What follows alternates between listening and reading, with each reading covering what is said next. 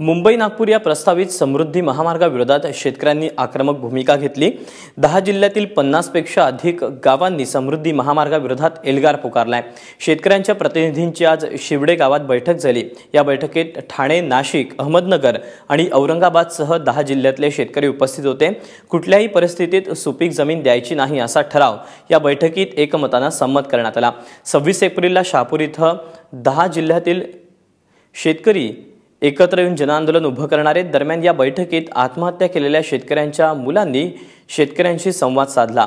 आम्ही रस्त्यावर आलोय, तुम्ही तुमची मुलं रस्त्यावर आणू नका अशी साद या मुलांनी घातली आणि अनेकांना अश्रू अनावर झाले।